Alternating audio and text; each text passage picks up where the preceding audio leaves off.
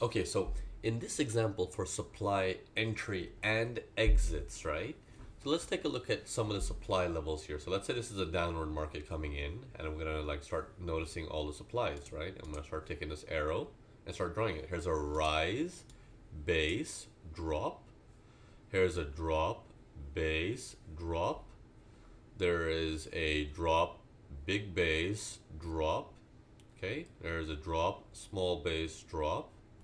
Okay, there's a rise, base, drop. So these are all areas here that you can use, right? Now the question comes is, well, which area can we use? Okay? And what happens to the areas that we don't use? Are they going to be in use in the future? Okay? You'll hear this terminology of, in a supply and demand in the curve, right? Supply and demand curve, like this being the most extreme price, this being the other extreme price, the middle price is being the most accepted, okay? This is something, okay, we call this the mean, okay, which is the average price right here, okay? And then over here is when way too much supply is there. Over here is when way too much demand is there. And they say the best supply and demands are in the outskirts. Like these are the best areas, usually speaking. Now, but they never say why these are the best areas, right? And they just say this is when the supply and demand goes out of balance, okay? I want you to just understand this logic. If it's a seller's market, by the time the prices get up back into that area, people do become buyers again. Hence why a sell becomes easy. You cannot understand the concept of you cannot make money from the people like-minded. You can only make money from the people going in the opposite direction. Okay? So I just wanted to share that with you. And the same happens is if the market is going upwards from here, for example, he went all the way to the top, right? Let's do it properly. Like that. He went upwards. Well, by the time prices get lower and lower and lower, they're coming down and down and down. So a demand right here is not going to be so good. A demand here, not so good. A demand in the middle is a little bit better, and then demand lower and lower and lower is even better. Why? Because people have switched biases by that time. They're like, I'm not buying anymore. No way. It doesn't look like a buy. I'm turning seller. If they're turning seller, that activates your opportunity as a buyer again. Okay? So just keep that logic in mind, and we're going to go into now looking at some entry and exits for supplies. Okay? So let me just clean this up real quick. Alright. Okay. So all these supplies that we've labeled out, okay, I'll just put some little boxes up in there. Okay, that one, got a weird one there. We got a decent one here. Okay. And all these supplies, we're looking at the market coming down at full force, and we're like, okay, well, do I prepare for a sell here? Okay. Do I prepare for a sell there? Do I prepare for a sell there? What do I do? How do I do it? Or am I supposed to extend this out because nothing touched it, and I prepare for a sell here? How do I know? Is it here? Is it here? Or is it something as extravagant as, well, nothing touched this, so we're going to keep extending it out until the whole, we end up 10 years later, we're like, oh yeah, remember that box 10 years ago? You want to stop avoiding stuff like that, avoid doing stuff like that. And I'm going to explain to you exactly why. Exactly why. Why certain things from the past can come back to work and why certain things don't. Okay. So let's start with some of these. Sorry, I'll put this one back here. Let's start with some of these. Why should this one work? Let's start with that one. Okay? You see this movement here? It just starts from here, and then he goes down. He breaks it. That means it's an important level. Something got broken, right? We call that the breach, right? So that breach happened, and this is your support equals resistance. The guy who started it is that supply area. That's the guy who started it. And now all you want on a lower time frame is to look at this pull back. Now This is the December 1920 area. Let's go on the 1 hour and let's take a look at this on December 19 and 20. Oh, here it is. Let me do Control G. December, sorry, 1920 area. Let's take a look around that time. There we go. Okay. So now, don't forget this piece here. Don't forget that piece. I'm going to extract it out. Let's draw the first greenish area here. How high is that green area? He goes from here to here. Let's put that right here and saying, does that make you want to turn buyer? You as a, if you were just following, if you were following the market and you're just a follower, does that make you want to turn buyer? Well, there's support equals resistance and all that stuff. So according to support equals resistance, it should sell from here.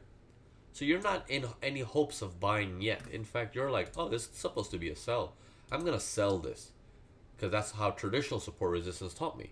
And as you're selling it, it's like, it's not, okay, I'm going to put my stop losses just here above my recent high. But then suddenly it goes up. And you're like, oh my God, oh my God, oh my God, stop loss. Oh, I guess it's not a sell, it's a buy. Look how sharp this green candle is.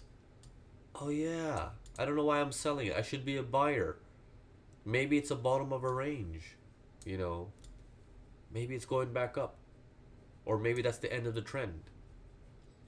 Everyone turns buyer at this stage.